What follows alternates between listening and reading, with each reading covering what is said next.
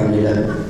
Itulah tadi daripada Tuan Haji Malong, Superintendent Polis Bukit Aman yang menjelaskan betapa kroniknya serangan barat yang disebut dengan Nabi wazira'an bizira'an, sahasta demi sahasta, akibat daripada serangan muzik, serangan sukan, anak-anak muda lalai yang menjurus kepada pelakuan seks bebas, perzinaan. Zina ni pun sehingga tahun 2003 saja, mengikut statement daripada Kementerian Pembangunan Wanita dan Keluarga, sejumlah 53,309 orang anak zina telah pun lahir di bumi Malaysia ni dan diletakkan di rumah-rumah kebajikan yang tak tahu siapa bapa dia. Dan statement yang terbaru ni kita dapat angka tak rasmi hampir 75,000 anak zina yang lahir. Itu pun kempen pakai kondom jalan juga, pakai kondom pun tumbuh juga. Itu dia. Jadi bab kes ini saya memang rapat dengan pihak polis, memang rapat dengan Kementerian Dalam Negeri, sebab saya mengendalikan kes ini. Ya, 8 tahun saya mengendalikan pusat pemulihan dadah, mengendalikan budak-budak terlibat dengan dadah, gangsterisme, jenayah, macam-macam. Dan untuk kes zina ni saya kendalikan di rumah kebajikan Perkit Dusun Tua ni, Raudatus Salihah. Dah beratus remaja yang kita kendalikan, kena rogol 5 gempit, bergila-gila. Ada dah 17 lelaki baru dia gila-gila. Ada macam-macam kes. Dan rumah saya sekarang ni di Dusun Tua, sekarang ni pun ada 40 orang remaja, semuda 11 tahun sehingga 25 tahun yang menjadi masuk rogol, sombang mahram, kes diperdaya oleh lelaki Casanova. Baru ni saya keluar metro, ada baca tak kes yang macam mana lelaki rosakkan budak tu 3 tahun menjadi hamba seks, dipukul budak tu, diambil harta benda budak tu, kemudian dipisahkan dengan mak ayah, disuruh lawan balik mak ayah dia, dizinanya budak tu sampai 2 kali gugur anak. Ya. Dan bila diselamatkan budak tu ke rumah kebajikan Perkit, kita tengah operasi malam merdeka malam tu, dia diserang pula, rampas daripada mak bapak dia bawa 3 biji gangster. Dia serang tempat saya. Tapi bergelut sampai isteri saya pun cedera, terluka kaki, dia berundur. Kemudiannya besok hari ni pula diserang lagi. Dia datang kali ni, dia datang bukan gangster, tapi dia datang dengan polis pangkat constable, polis Bukit Aman. Diperalatkan dengan menunjukkan kuasa, saya polis Bukit Aman, saya nak ambil budak nama ni, saya nak tengok dia kat sini. Itu yang saya baru buat 3 report di Batu 14 ulangan. InsyaAllah pada hari besok saya akan pergi ke Tata Tertib Bukit Aman dan saya akan buat satu laporan ke bahagian Tata Tertib, sebab kes saya ni dah 2 kali penjenayah memperalatkan polis untuk menceroboh tempat saya. Saya pun pelik hari ini, banyak polis, patutnya polis yang baik, yang bagus banyak, tapi ada juga polis-polis yang jenis yang bersubahat dengan penjenayah. Dulu sekali 3 orang Sarawak, termasuk polis Sarawak, JSJ, Jabatan Serta Jenayah IPD Pilihan Jaya, pergi colik budak saya, lepas tu dia rogol budak saya bawah 15 tahun. Sekali dah gempa dulu sebab statement press. Dan baru-baru ni dia pergi bawa polis pula, tunjuk kat kuasa. Dan kami semua dah salin semua kat kuasa dia. InsyaAllah besok saya akan menghadap ke bahagian Tata Tertib Bukit Aman. Jadi nak gambarkan bahawa gejala ni kronik. Cuma orang kita ni, kita tak menangani. Kita tak turun, kita tak perisai. Bila kita tak turun, macam Syekh Tantawi lah, Syekh Tantawi ke Syekh Azhar Mesir yang datang ke Malaysia ni, datang je, first datang, turun ke Batu Bang, nampak masjid kan, oh negara Islam. Masjid tu simbol negara Islam, kat airport ada masjid kan. Lepas tu bila bawa dekat seminar, tunjuk benda yang baik-baik saja. Jadi cerita tentang perkara baik-baik saja. Perkara sebenar yang berlaku, yang buruk ditutup. Jadi supaya Syekh tu balik nanti, Masya Allah Syekh, Islah di Malaysia, Masya Allah. Dah.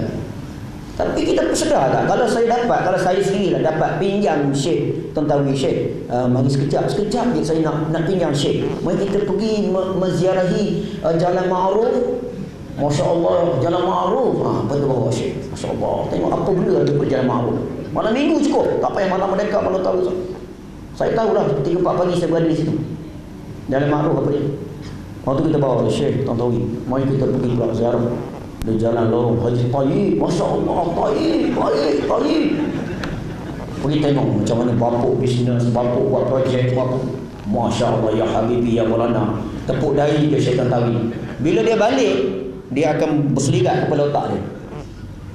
Faham tak maksud saya? Sebab hari ni banyak tipu. Kat luar semua tunjuk baik je. Saya sebab tu dalam handset saya ni macam-macam ada. Saya boleh tunjuk. Kalau saya pergi jumpa pengetua sekolah, saya basuh dengan pengetua sekolah sekali. Sebab dia akan cakap, murid-murid saya baik-baik semua, elok-elok, cikgu-cikgu dah ajar yang baik-baik.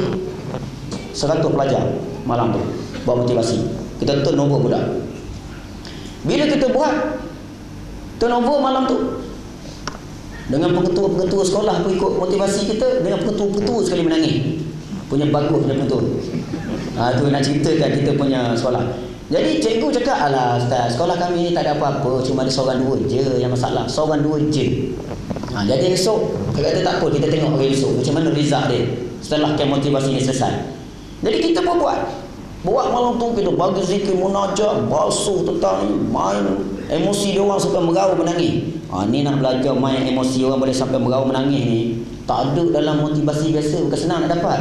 Ini semua kena masuk University of ISA, Aman Hill, yang dapat diajar macam mana cara turnover. Saya dah lulus lah, tuan-tuan dah pula masuk nak sama ijazah. Saya dah lalui benda tu. Jadi bila kita turnover macam tu, baru besok kita dapat laporan pengakuan budak. Kita buat modul apa bersama Lili, pengakuan dia. Rupanya 23 orang, 15 lelaki, 15 perempuan, 8 lelaki mengaku berzina. Dengan pengalaman yang ada pada saya boleh rumuskan gejala-gejala inilah yang akhirnya mendorong anak kita pergi kepada murtad. Pergi kepada murtad. Baik, serangan yang saya sebut tadi, syibran bishbri wa zira'an bi zira'in, Nabi kata, sejengkal demi sejengkal, sehasta demi sehasta. Sejengkal demi sejengkal, itu tadi Tuan Haji Azmi dah jelas. Set, song, sport, music. So Pertanda Malong dah jelaskan tadi macam mana serangan cara wazira'an bi zira'in melalui dadah. Sebenarnya angka yang kita tak baca pada statistik edikit, kalau dibuat rambang dah lebih kat 1 juta dah campur di bangku-bangku sekolah ni. Bukan sikit yang terjebak dengan dadah ni. Kemudiannya dadah ni merangsang untuk bunuh. Sembelih yang baru ni sembelih, yang sembelih dekat masjid kan, bapak dia pun disembelih. Terutama pil ATS, perangsang yang cepat. Dia dadah ni, dia kalau buat jenayah ganas gila-gila punya. Dia boleh potong kepala orang, sembelih mak ayah. Kalau dia rogol orang, memang rogol gila-gila punya, ganas punya. Kalau dia rempit gila-gila punya, bawa trailer pun dia masuk. Dia memang dia buat, dia berani gila-gila tu. Dia berani gila-gila. Bila kena benda tu, dia tak takut langsung. Jadi sebab itu benda ni dah berat sangat. Dia melakukan dosa besar. Bila masuk ni macam Arab lah. Sebab itu Nabi sebut khamar itu sebagai ibu maksiat. Cuma sekarang ni khamar ni ada juga minum arak, tapi yang glamournya khamar jenis moden. Sebab itu al-khamr wal masyir. Al-khamar tu ditafsirkan oleh para pentafsir bahawa dadah termasuk dalam khamar. Masuk dalam arak. Benda yang memabukkan, benda yang menkhayalkan. Dan ini yang sedang berluasa kepada anak-anak kita yang melakukan jenayah. Saya pergi penjara Kajang pun, daripada 7,000 banduan di penjara Kajang pun, dekat separuh daripada kes itu, dekat 3,000, 2,000 lebih dekat 3,000, hampir 50% daripada kes bunuh, rogol, jenayah berlaku di penjara tu, semua berpunca daripada dadah. Kerana dadah dia bunuh orang, kerana dadah dia sembelih mak dia, kerana dadah dia tikam orang, kerana dadah dia ragut barang orang, kerana dadah dia pergi zina anak dara orang, kerana dadah punca. Ini adalah realiti. Jadi sebab itu bila saya dah buat 8 tahun dah, saya buat penaraf nanti dah ada hardcore ni, sampai ke Pemadam Terengganu pun saya dah buat. Sekarang ni kita tumpu di dusun tu untuk remaja perempuan ni, kes seks, masya-Allah. Seks bebas ni. Jadi bila seks ni, orang perempuan pula dia tak tewas dengan dadah, tapi dia tewas dengan godaan lelaki yang jahat, yang jadi penagih dadah, yang lelaki Kristian, Hindu yang ambil kesempatan, dia main. Dia umpan, dia jalan bersama, dia ambil berat, dia bagi present, dia bagi hadiah semua. Lala budak-budak kita pun akhirnya serah body sebab dah tak makan budi. Bila dah berzina, akhirnya mereka ni dia larikan daripada mak bapak. Ada yang ikut Kristian sampai ke Sabah, Sarawak, puas kita nak selamatkan. Ada yang ikut Kristian sampai ke Kuwait, ya, ada yang ikut sampai ke gereja. Teruk kita buat kerja nak menyelamatkan, sebab mereka ini dah daripada terpengaruh kerana dah kena pelakuan seks bebas. Sebab itu saya kata tadi, benda ni ada rentetan. Tuan-tuan kalau nak tahu cerita Lina Joy, tengoklah rentetan dia. Jangan tuan-tuan tengok cerita mahkamah ni. Tengok rentetan ni. Kes ni 98 sekarang berapa tahun? 8 tahun. 8 tahun. Bukan satu tempoh yang orang kata, bukan Lina Joy nak murtad hari ni. Tempoh naik turun mahkamah tu berlaku 8 tahun. Satu tempoh yang cukup lama. Jadi sebelum daripada tu, teman lelaki yang bawa dia tu telah buat sesuatu kat dia. Sama juga dengan Hartinah Kamarudin di Kampar Perak. Dah main sampai 3 anak haram dah dengan Raja Suara. Baru dia murtad. Masa dia berzina dulu, masa dia couple dulu, tak ada siapa nak bertindak pun. Dah tunggu mahkamah tak boleh memihak pada kita, baru kita nak bercakap. Tu dia ni makan bubur lambuk ni, faham tak? Maksud saya lambat pandai, lambat faham. Kita nak tunggu rumah dah terbakar, baru kita nak bincang cari extinguisher fire. Baru kita nak bincang strategi macam mana. Sebab itu saya suka buat kupasan tentang kejadian murtad ni. Kita kupas. Kita ada pendakwa yang berpengalaman, kita ada orang yang melaksana dasar kerajaan, yang menjaga keselamatan negara, dan sepatutnya kita nak lengkap lagi orang yang membuat dasar, orang kerajaan. Maksudnya pemimpin politik. Serangan yang kelima itu selepas daripada seks dan steam dadah ialah serangan sistem. Inilah yang kronik sekarang. Sebab orang kafir dah diserang anak muda ni semua, maka sistem nak memulihkan budak-budak ni, sistem nak mencegah muka budak-budak rosak ni, tak ada. Sebagai bukti, Malam Merdeka baru-baru ni, sepatutnya yang memimpin operasi ni siapa? Sepatutnya yang memimpin operasi ni adalah orang Jakir, ataupun orang Jawi, ataupun orang Jais. Mereka lah sepatutnya, dan kita orang ramai akan follow dah kan, bantu. Betul tak? Tetapi mereka tak turun. Sebab mereka ketakutan. Sebab berlaku kes Jaslina, mereka dah buat sikit punya cantik, akhirnya kerana tangkap artis, mereka pula kena minta maaf, minta ampun dengan artis. Itu dia ubat dia. Orang dah takut, penguatkuasa dah takut. Lepas tu penguatkuasa yang ada pada Jawi pula hanya ada 40 orang nak jaga berjuta manusia kat Kuala Lumpur. Kalau di Bangi ni ada 6 orang penguatkuasa Jabatan Agama kat Kajang nak cegah maksiat daripada Ampang, Bangi apa semua sampailah ke Dusun Turun, Ampang. Mana cukup? Nak gulai dia Mak Rempit. Mak Rempit lagi ramai lagi. 50 orang, 100 orang sekali kumpul. Ada anak anggota 6 orang. Jadi sebab itu dia orang takut. Jais pun lepas kes restoran Syik, dia orang dah ketakutan. Lepas kes apa Ratu Cantik, Datuk Ishak Barum kena pecat, orang dah ketakutan. Jadi sebab itu sekarang ni orang Jabatan Agama dia tak boleh, sebab sistem tu tak memihak kepada dia, undang-undang tak memihak kepada dia. Jadi sama juga kalau Jabatan Agama pun nak bertindak atas kuasa agama pun tak memihak kepada mereka, apatah lagi lah kalau bapa Artina nak selamatkan anak dia murtad. Kena pula Artina dah lebih umur 18 tahun ke atas. Macam kes dia selamat ni, budak Jerang ni. Tak boleh buat apa, sebab budak ni dah 19 tahun, dah lebih 18. Kalau kita buat report polis pun, orang cas, polis kata ni kes cinta, dia tak boleh buat apa, kahwin je dia. Tak boleh buat apa.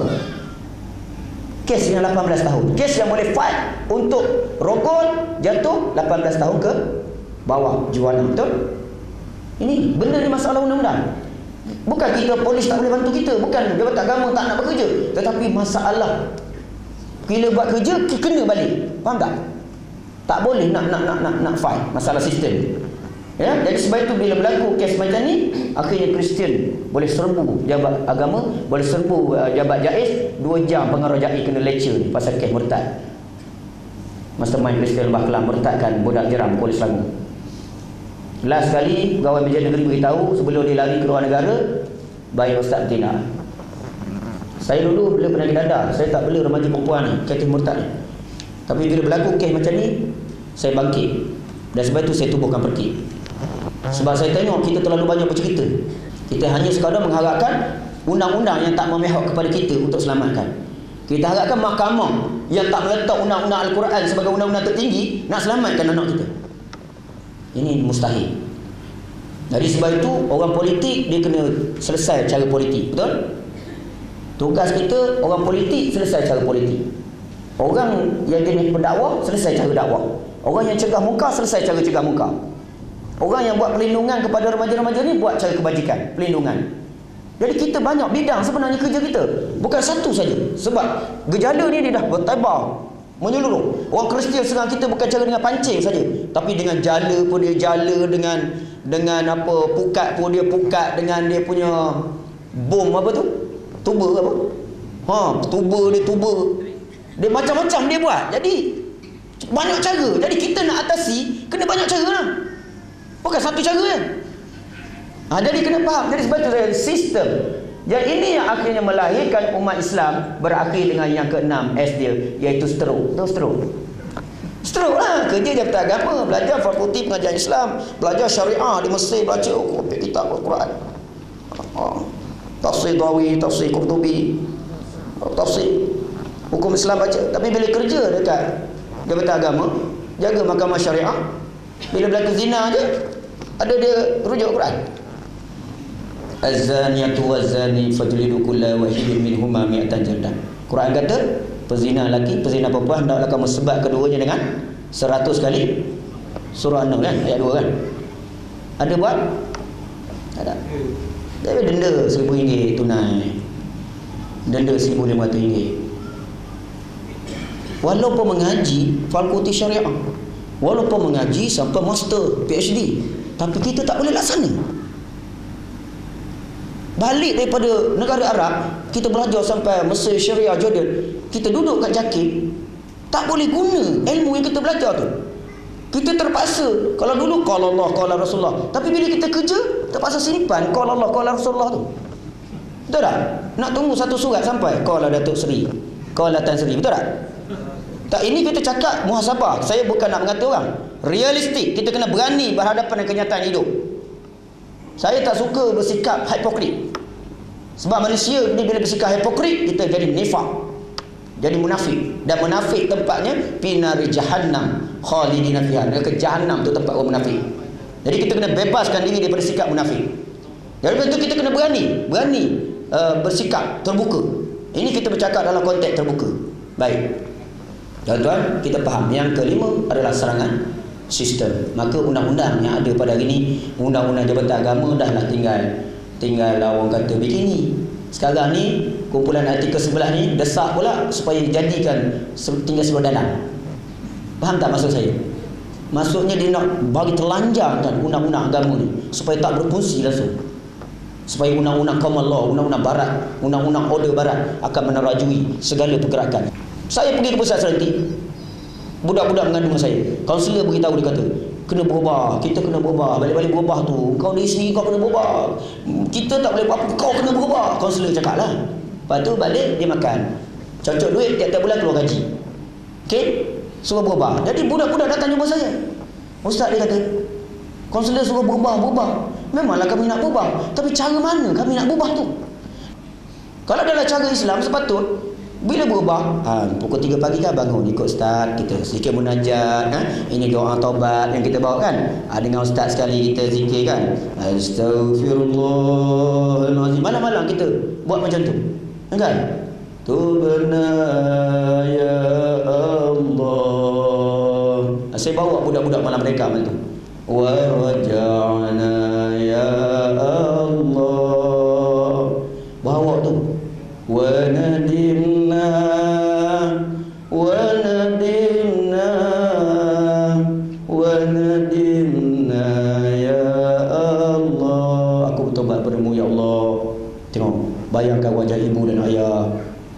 macam mana kau khianat kat dia. Kita bagi macam tu, meraung budak. Meraung, hati keras pun meraung. Tu cara dia. Mekanisme, kita tak ada mekanisme untuk buat mencapai apa yang kita teorikan. Cakap semua boleh. Kita bercakap dalam isu ni. Saya pergi tengok sistem dalam penjara, saya tengok sistem dalam pemulihan kita terlalu tandus dalam aspek kerohanian. Kita banyak latih dari segi ilmu, memang kita banyak mesti latih mental, tarbiyah mental. Kita banyak gelanggang sukan, latih kekuatan fizikal. Tapi kita tak ada tempat institusi nak pulihkan penyakit rohani dalam diri manusia. Sebab penyakit buruk ini, ni sultan kita, ni Perdana Menteri kita, tangan kaki tujuh anggota ni rakyat kita. Itulah dikata khalifah. Memimpin sultan kita di sini, memimpin Perdana Menteri kita di sini, memimpin tangan kaki anggota sebagai rakyat kita. Maka yang paling penting Nabi jaga tarbiyah Nabi, tarbiyah akidah. 13 tahun Nabi di Mekah. Tengok surah-surah Juz Ammah, ayat-ayat pendek dalam surah Juz Ammah, semua berkaitan dengan pembinaan akidah. Ni dia dulu, didik dia dulu. Tapi kita terbalik. Kita didik ni, dia kuat tubuh sini kosong. Raja papa kedana miskin, Perdana Menteri kaya-kaya.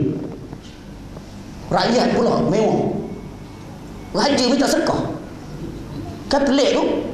Orang beranak kepala dulu, dia beranak kaki terangkang dulu. Tak hara nama itu.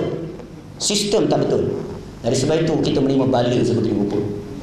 Kasabat aydin nas, kerana tangan-tangan manusia itu. Zaharal fasad fil barri wal bahri bima kasabat aydin nas. Berlaku kerosakan di atas muka bumi ini kerana tangan-tangan manusia yang tak mau ambil hukum Allah, melaksanakan dalam peraturan hidup, tetapi mengambil yang lain. Inilah yang terjadi dalam sistem kita pada hari ini.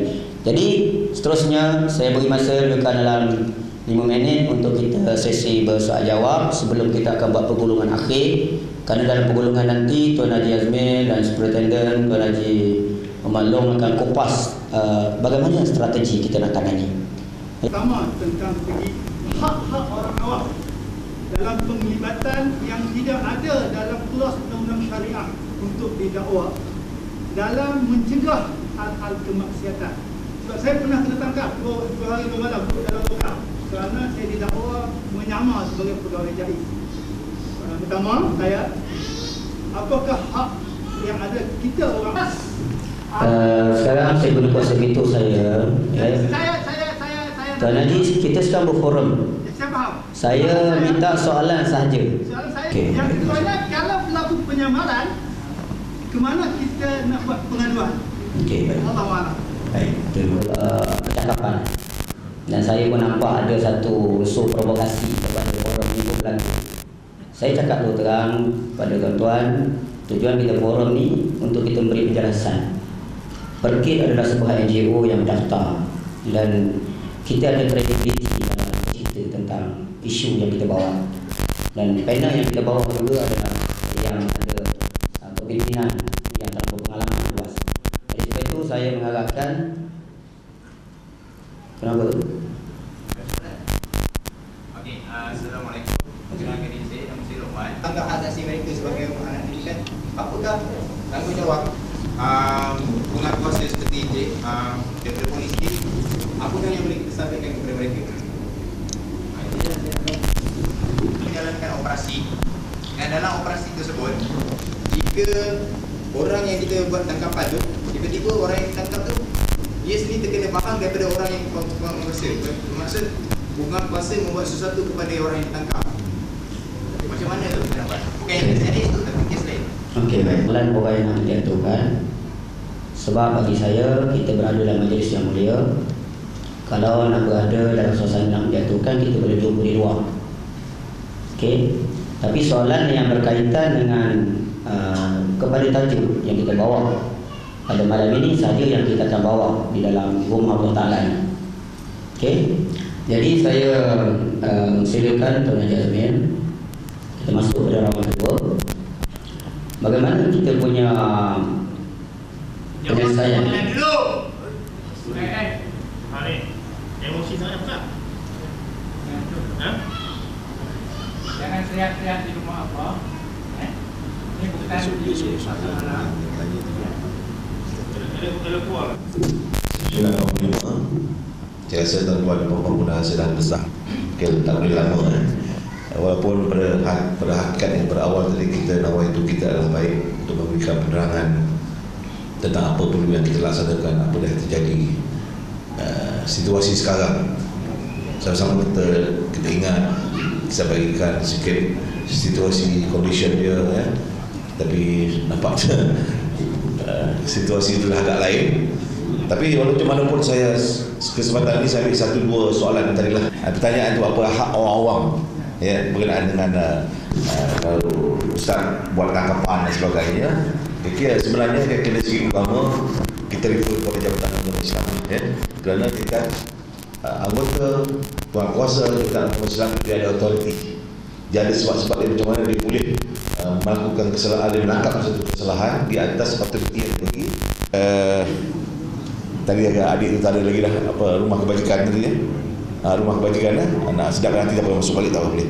Rumah kebajikan ni kalau terjadi apa pun juga perkara yang berlaku yang merupakan jenayah penderaan terhadap penghuni-penghuni badan kebajikan di dalam tu adalah tanggungjawab kepada penyelia badan kebajikan itu melaporkan kepada pihak polis dengan serta-merta.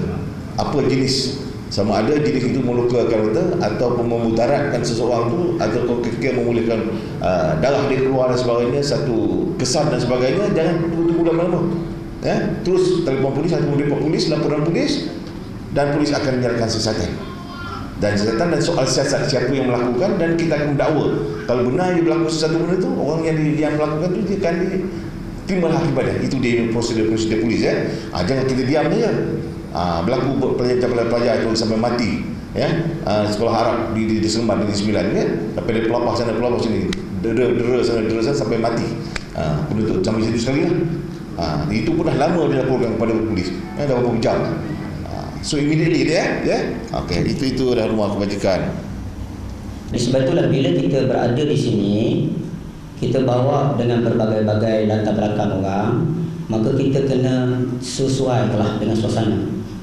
Ya, sebab kalau kita suasana dengan orang yang kita satu kepala dengan kita tak apa, tapi kita cuba lebarkan lagi pemikiran kita tadi, macam yang kita huraikan tadi, serangan muziknya, serangan apa seks bebasnya, serangan dadahnya, ini semua menjurus kepada berakhirnya kepada berlakunya murtad. Jadi Tuan Jazmin ya, dalam pergolongan ni Tuan Jazmin saya minta pandangan ya. Kalau tengok kepada remaja-remaja yang keliaran, remaja-remaja yang melakukan seks bebas, terjebak dengan dadah, terjebak dengan budaya hedonisme, memuja artis-artis ni, apakah peranan kita sebenarnya? Adakah usaha yang dijalankan oleh kita dalam menjalankan dakwah kepada remaja-remaja pada hari ini telah sampai kepada target kita sebenar, ataupun macam mana keadaan yang berlaku pada remaja-remaja ni? Sampai bila mereka nak dibiarkan tenggelam dalam suasana macam ni? Silakan. Terima kasih Tuan Musi. Bismillahirrahmanirrahim. Saya sebenarnya pendapat saya mengenai masalah ini bukan masalah remaja.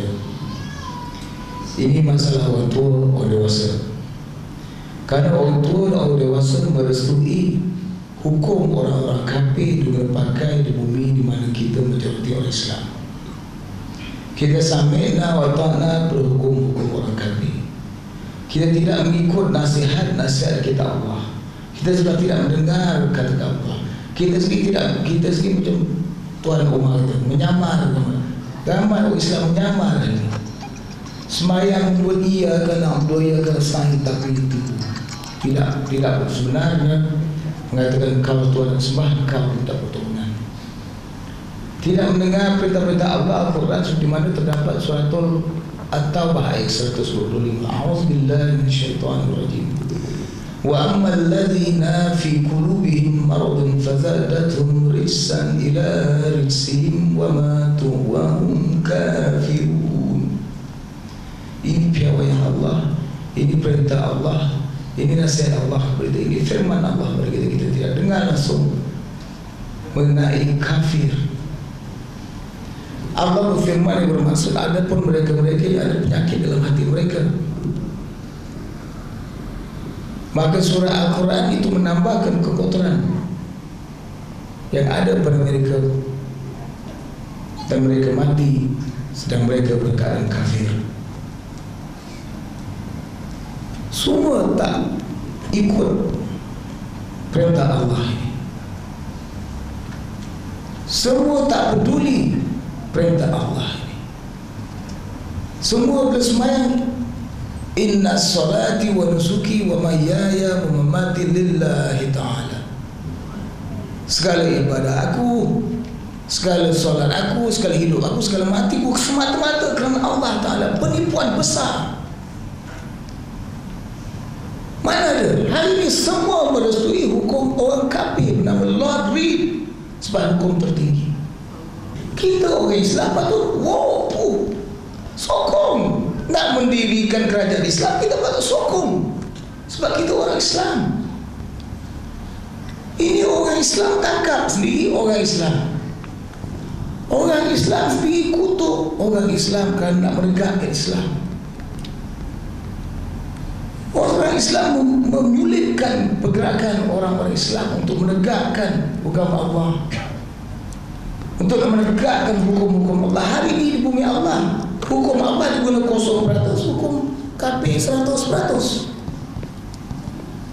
Itu sebabnya yang bertanggung jawab tuan-tuan dan perempuan sekalian yang merestui, tidak mendengar perintah Allah. Allah perintah, katakanlah kepada satu kaum yang buat hukum itu yang bertentangan dengan Allah. Adakah kamu dapat, adakah kamu menilai buruk baiknya sesuatu yang Allah turunkan, baik manfaat kamu itu sehingga kamu jadikan sebagian halal, sebagian haram? Dan katakanlah lagi pada mereka ini, adakah mereka Allah mengizinkan mereka berbuat demikian, atau kamu saja mengadakan sendiri sudah Allah? Kita tidak bertanya kepada orang-orang kafir ini. Kita tidak menyoal orang seperti mana Allah perintah ini dalam Al-Quran. Surah Al-Yunus ayat 59. Orang tak peduli Al-Quran. Orang tak hirau Allah lagi hari ini. Orang Melayu buat restoran dalam kedai dia ayat Allah ada, tapi Allah tak 1000 dinar sebagai duit masuk ke dia. Itu saja pergunanya Allah pada orang Melayu hari ini.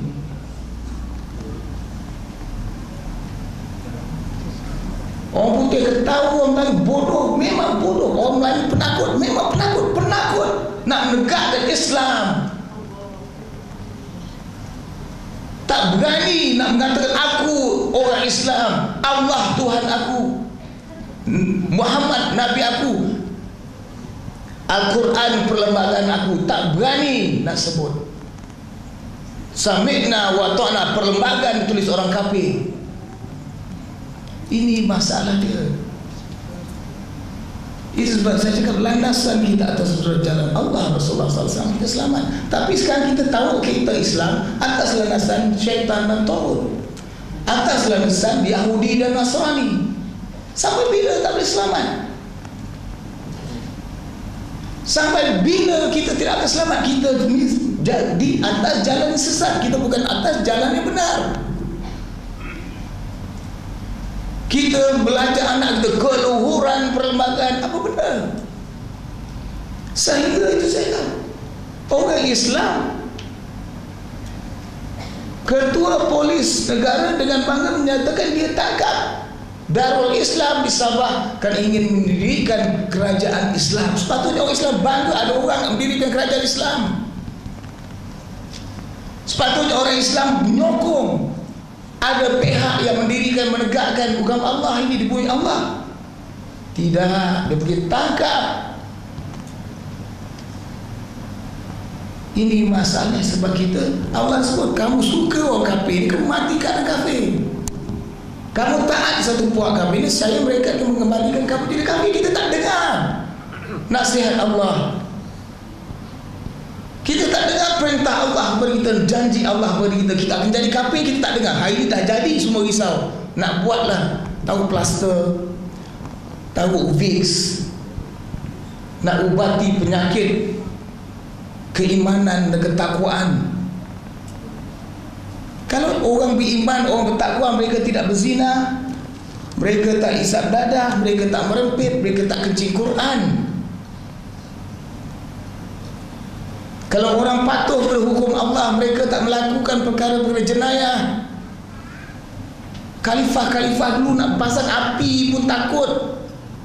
Ini soal kerajaan ke, ini soal keluarga. Hari ini jangan cerita api. Kereta pun pakai bini pergi shopping, hantar anak pergi sekolah, kereta kerajaan. Ini masalah dia. Selagi kita tak berada di jalan Allah, jangan ceritalah. Buatlah seminar, buatlah forum, sampai bila benda ni takkan habis. Bangunlah. Saya merayu lagi sekali kepada umat-umat di sini. Saudara-saudaraku dalam Islam, kembalilah kepada jalan Allah. Takutlah dengan Allah, kasihlah dengan Allah. Jangan takut dengan orang-orang kafir, jangan taat dengan orang-orang kafir. Wallahu. Alhamdulillah. Tuan semua sekalian, kita tadi apa yang dijelaskan oleh Tuan Jasmine, bahawa kita kena menegaskan prinsip kita bahawa Islam setiap kali lepas maghrib kita baca kul ya ayyuhal kafirun, katakan wahai Muhammad, hai orang-orang kafir, la a'budu ma ta'budun, aku tak akan ikut, tak akan sembah apa yang kamu sembah, sampai akhir ayat tu lakum dinukum waliyadin, agama dia untuk dia, kita ada kita. Dan kita yakin agama kita adalah al-Islam yang wala yaula. Islam itu tinggi dan tiada yang lebih tinggi daripada agama Islam. Kita ada prinsip kita. Tetapi hari ini kerana kita letak agama kita lain, agama orang kafir lain, yang lebih menjadi ada yang kata agama itu sama. Dan itulah terjadi di Indonesia. Agama Pancasila semua sama. Satu rumah, bapa boleh pergi gereja, mak boleh pergi kuil, anak boleh pergi masjid. Campur. Itu yang pertama. Yang keduanya, bila kita menjadikan agama kita dah boleh jadi serupa seperti orang lain, agama itu cuma sama saja, ataupun jadi seperti sekarang ni kongsi raya.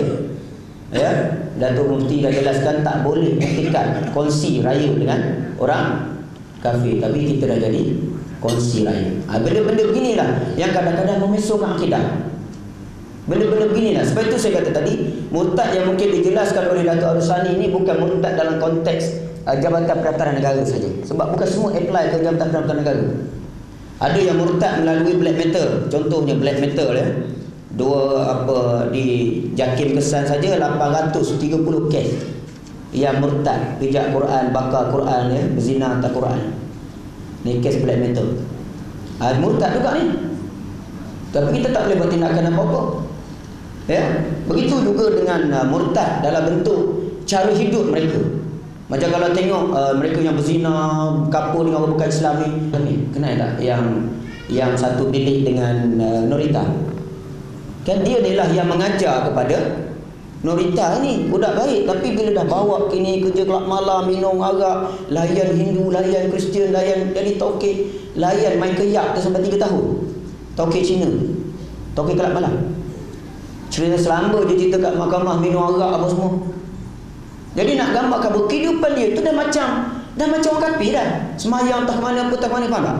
Dan satu lagi, jatuhnya murtad ini bukan spesifik apply ke Jabatan Perdana, Jabatan Peraturan Negara macam di Najah ni.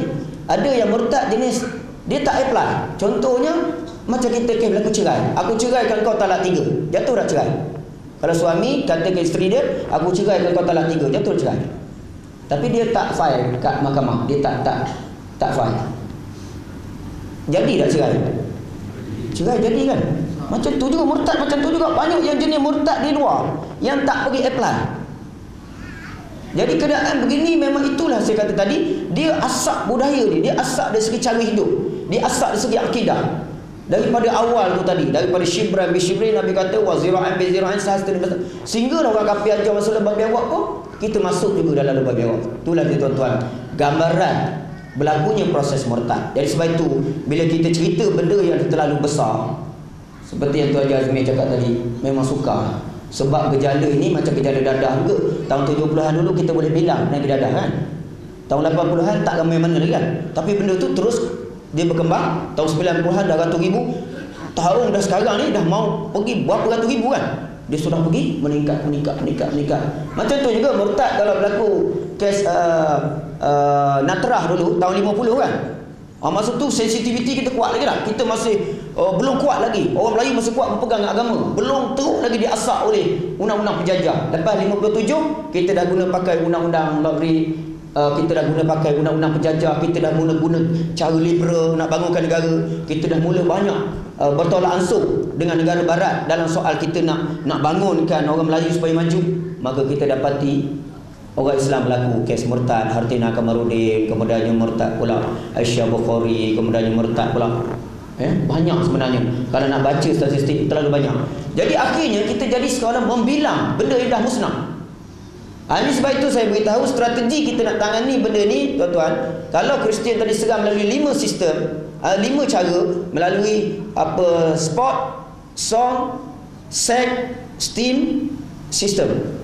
Kita kena hadapi benda ni dengan 5 cara yang saya boleh sebutkan pergolongan ini. Yang pertama sekali, kita kena banyakkan usaha dakwah. Dakwah ni bukan untuk orang kata kita yang baik-baik saja kat suatu masjid, tapi turun medan lah. Maksudnya turun medan. Yang macam kita berdakwah di tempat-tempat lokasi-lokasi, tempat berlaku maksiat. Yang kedua, kita kena bina institusi-institusi rumah-rumah kebajikan. Faham tak? Maksudnya bina institusi-institusi pusat perlindungan. Aisyah Bukhari dulu patut kita boleh selamatkan sebab dia dah dapat dibawa balik kepada keluarga dia. Faham tak? Tapi Leonard Teo William pergi attack sampai ke rumah dia. Dia tak ada security. Akhirnya ketika Haji Bukhari dengan Haji Sami'ah tengah semayang di masjid, teman lelaki Leonard Teo William ni dah tunggu tepi kereta 7 tingkat. Naik tu hilang kat sekalian. Nampak? Tak ada tempat. Macam kes ni juga, kes yang saya sebut budak jeram tadi. Kristian hantar ke pondok di Kelantan, dia pergi cari sampai pondok. Hantar ke kampung dia pergi cari. Ini benda ni kronik lah dari segi security. Jadi sebab itu kita perlu ada institusi. Institusi rumah anak yatim, institusi tempat belajar, sekolah, banyak orang buat. Tapi institusi nak selamatkan murtad ni ada tak di Malaysia? Siapa buat? Institusi yang nak selamat. Sebab benda ni kita nak selamatkan di Melayu daripada gangsterism, nak selamat Melayu daripada tempat-tempat orang yang diperalatkan oleh kumpulan-kumpulan yang bukan Islam. Kita nak selamat kena ada tempat yang boleh diselamat dan dipulihkan balik. Tapi kalau kita tak ada tempat, problem. Ini masalah kita. Jadi sebab itu saya pernah berlaku kes saya menyelamatkan anak pengarah Kasutan negeri Johor dulu. Bila berlaku je murtad, budak tu ikut Hindu terberlindung di bawah Kristian. Lepas tu Kristian tu ajar dia saman ayah dia balik sebab ayah dia pukul dia dengan marah kat dia sebab dia main Hindu. Akhirnya budak tu berzina dengan Kristian, berzina dengan Hindu tu. Akhirnya saya dengan Jais sepakat pergi tangkap dalam kes khalwat. Kita tak ada akta nak tangkap dalam bab lain, tapi bab khalwat boleh tangkap. Betul tak? Jadi kita bawa budak perempuan ni ke rumah kita turnover dia, basuh dia balik. Kau sayangi ibu ayah, kau sampai hati tinggal ke mak ayah kau gini. Bila kita basuh balik, dia dah dapat kesedaran apa semua, baru kita bawa dia ke balai polis, dia buat report counter. Tahu report counter? Bahawa saya, Nur Aisyah Bukhari, ataupun yang kemarin saya lawat selamat itu, Ezzah binti Haji Akil. Saya dengan ini memberitahu kepada pihak berkuasa bahawa selama ni sebenarnya saya ditipu oleh teman lelaki saya yang bernama Vishnu, dan saya telah berhaka dengan mak ayah saya telah mencuba nak menukar agama. Maka dengan ini saya telah hisap, saya telah sedar. Maka dengan ini saya nak kembali semula kepada mak ayah saya. Maka saya dengan ini memohon pihak berkuasa menjaga keselamatan saya, jangan diganggu lagi oleh teman lelaki saya. Kalau ada report macam tu, kita boleh file tak undang-undang? Boleh file tak? Benda tu maksud saya. Faham tak? Benda ni kita kena buat. Sebab tu kita kena ada tempat nak lindungi. Ini yang Perkit buat. Jadi tuan-tuan tolong ambil ni satu seorang. Ni ada dekat luar sana. Tolong ambil ni, edarkan pada semua jemaah. Ni rumah kebajikan Perkit dah berjaya. Satu-satu masa 40 orang kita rawat, kita pulihkan. Dan satu lagi ni rumah sahabat Perkit untuk remaja lelaki pula. Ni semua di dusun tu belaka ni. Kita bina. Lepas tu kita bina sekarang ni agreement ni 4 ekar tanah untuk buat komplek Perkit, latihan dan komplek perlindungan untuk gejala-gejala murtad yang kita kena pulihkan balik ke apa, kita kena ada institusi. Jadi kita perlu ada. Jadi sebab ini yang Perkit buat. Sebab tu saya kata benda ni, orang yang ada kepentingan diri, dia tak faham benda yang kita nak buat. Bila dia cuba peralatkan Perkit tak berjaya, dia pergi buat provokasi. Saya banyak orang berkhianat dengan saya. Sebab benda yang kita nak buat ini, kita kena jaga. Bila orang nak pergi kepada kepentingan diri, dia tak boleh nak naik melalui nak peralatkan kita, dia akan buat benda jahat lah. Itu saya kata tadi, sebab benda-benda ni kita kena jaga. Sebab nak buat benda ni musuh terlalu banyak. Isteri saya kena sihir, dekat setahun menderita. Orang sihir.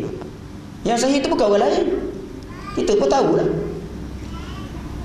Sebab tu saya kata tadi, orang sanggup buat sampai tahap sihir.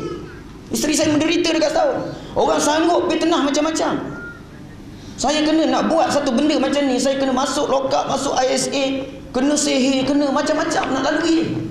Nak boleh dapat buat benda ni tuan-tuan. Bukan satu benda yang mudah, tapi kita kenal orang yang bercakap terlalu banyak, siapa yang nak selamatkan mereka ni. Sekurang-kurang kalau ada rumah macam ni, tuan-tuan boleh datang ke Dusun Tua, tengok apa benda yang kami buat. Apa benda, saya bukan cakap bohong. Dan benda yang dibuat ini dicemburui oleh orang yang tak boleh buat. Jadi sebab itu bila orang berdengki, ini penyakit dia. Jadi yang kedua tadi, kita kena bina institusi-institusi mulia. Kristian cukup banyak. WAO, Women Aid Organization, pusat-pusat Kristian dekat church-church, sikit punya banyak. Hindu-Hindu punya pusat perlindungan, cukup banyak mencari orang Melayu bermasalah. Yang kedua, yang ketiga ialah, yang pertama dakwah, yang kedua ialah bina institusi rawatan untuk selamatkan mereka. Yang ketiga ialah kita kena buat program cegah mungkar. Kena bersepadu mencegah mungkar besar-besaran tuan-tuan. Sebab benda-benda maksiat dekat luar, kalau kita tak dakwah, tak jumpa remaja-remaja sana, dia orang tak datang ke masjid, dia tak datang ke surau. Kita hanya dengar kemusnahan demi kemusnahan. Sebab itulah Syekh Asal-Banna dia berdakwah sampai ke kelab-kelab malam. Tapi kalau orang nak fitnah atau pelacur dalam kelab malam tu beritahu Asal-Banna buat ni macam ni, lepas tu ada pula musuh kita dengar, lepas tu dia buat provokasi, habislah Asal-Banna tak berdakwah lah kelab malam. Faham tak? Sebab benda macam ni, orang nak menjatuhkan banyak, orang yang nak membantu menaikkan terlalu sikit. Ini lumrah kita. Sebab tu yang keempat, selepas kita cegah mungkar ni, kita kena buat usaha secara perpaduan umat Islam, kita kena bina. Benda-benda yang remeh-remeh macam isu Hizbullah di Lebanon. Kalau nak kajikan cerita Hizbullah, dia Syiah, buat apa kita nak tolong? Setengah ulama Sunni kata haram, tolong, kafir.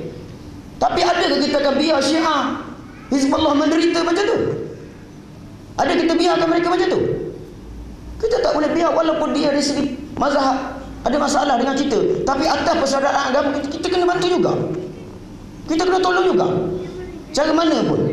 Jadi benda-benda yang remeh-remeh, benda yang kecil-kecil ni, kita jangan cuba naik ke atas. Sebab nanti musuh yang depan ni kita tak boleh hadapi. Umat Islam boleh bersatu dalam perang Badar, boleh menang, tapi umat Islam kalah dalam perang Uhud. Pasal apa? Sebab ini masalah dia. Sebab ada kepentingan-kepentingan lain yang tak tercapai, akhirnya bergaduh sama sendiri. Jadi benda ini yang kita lalui. Jadi sebab itu kita kena satukan, apa parti pun, PAS ke, UMNO ke, Keadilan ke. Macam kita buat operasi baru ni, dengan Pakaidah pun kita join sekali, gabungkan dengan grup-grup Pakaidah. Lepas tu kita gabung sekali dengan semua pimpinan-pimpinan IPT. Bukan satu universiti saja datang, banyak universiti datang, berbabas. Kita gabungkan dengan sukarelawan, ramai, sampai mengumpul 1,400 orang. Sampai boleh buat kerja dakwah 10 kawasan, bukan satu kawasan saja. Jadi nak gambarkan bahawa dengan kita menggenggam tangan, kita berpadu macam ni, baru kuat. Tangan takkan kuat kalau hanya ada satu jari, 2 jari je. Yang ini kita kena buat. Sebab itu Perkit turun, beri penerangan. Kita sama-sama, benda-benda khilaf, benda-benda kecil tu jangan dibesarkan. Kita sama-sama tutup benda-benda kecil dengan tujuan kita nak berhadapan dengan benda yang lebih besar. Sebab benda murtad ni benda besar. Benda anak-anak kita yang perzinaan, yang terlibat dengan dadah, benda-benda besar. Kita kena hadapi mereka ini untuk kita tangani, pulihkan mereka. Jangan kita saling jatuh-menjatuh pula antara orang yang cuba nak buat kebaikan. Dan yang kelima, yang akhir sekali ialah kita kena berusaha sedaya upaya untuk tegakkan hukum Allah Subhanahu Wa Taala di atas muka bumi. Maknanya undang-undang Islam, kerajaan Islam kita kena tubuhkan. Maksudnya melalui saluran, melalui proses masing-masing lah, kita faham lah kan. Kalau kata Malaysia ni letak pilihan raya, kita ubahlah cara pilihan raya. kita ada hak, betul tak? Hak yang dibenar dalam urusan perlembagaan. Jadi kita buatlah dengan cara saluran yang ada. Jadi tuan-tuan berhak menentukan sokongan tuan-tuan pada saluran yang betul. Jangan pula kita buat politik di Malaysia dengan saluran pilihan raya macam ni. Tiba-tiba kita nak bawa cara mujahidin dekat China ni pula. Letak bom pula. Pergi serang orang tu, serang orang ni. Macam mana kita nak dapat kekuatan? Orang Melayu dah sikit. Berpecah belah pula tu. Macam mana kita nak tegakkan Islam kalau kita semua nak dabik dada hanya 2-3 orang, lepas pada tu orang lain kita serang? Kita tak boleh kuat. Kita akan kuat kalau bab-bab. Saya pernah tengok pada sejarah Afghanistan. Saya beri contoh mudah saja. Di Afghanistan, macam mana selepas daripada rejim mujahidin mengalahkan Rusia di Afghanistan, kumpulan-kumpulan Islam ni akhirnya berperang sama sendiri. Kumpulan Masyad Mas'ud berlawan dengan kumpulan Hemektia, kumpulan Hemektia berlawan dengan kumpulan Mujahidin Abdul Rasul Sayyaf, Abdul Rasul Sayyaf berlawan dengan kumpulan Abdul Rashid Rustum. Bergaduh. Dan akhir sekali kumpulan Taliban ni tengok, pelajar-pelajar ni dia tengok melampau, bergaduh semua sendiri. Ini tak memberi kekuatan pada Islam. Lalu mereka mengambil alih kuasa overall daripada puak-puak yang bergaduh. Sebab baru dia terbina sebuah kerajaan. Jadi kita ni kalau sama-sama buat kerja cegah muka, kerja mulia dah. Sama-sama kita kerja selamatkan orang, sama mulia dah. Tapi jangan sampai tahap kita sesama kita, macam saya dengan polis, banyak juga tak ngam. Aku pun kena lock up juga, kena ISA juga. Tapi adakah alasan macam tu kita tak boleh bersama dengan polis untuk cegah jenayah? Adakah alasan kerana saya pun nak kena ISA kerana sentimen peribadi saya tak nak kerjasama dengan polis untuk kita buat kerja-kerja mencegah muka, ajak orang kebaikan? Kita tak boleh simpan dendam. Jadi kalau nak cerita kena lock up, saya kena ISA lagi. Kalau ikut dendam saya lagi teruk. Saya marah saya. Tapi saya boleh berbaik dengan polis. Sebab saya tahu yang lanyak saya tu bukannya apa semua polis tu polis yang tak betul. Dia mengikut arahan je orang politik. Sebenarnya orang politik tu tak betul. Dia ni cuma pelaksana dasar atau pelaksana dasar, bukan penggubat. Penggubat dasar kita serang dia macam mana pun tak jadi benda sebab dia tak boleh buat apa. Macam kita kerajaan kan, kita ikut order orang atas. Kalau kita bantai macam mana pun ni permusuhan sama sendiri. Buat apa?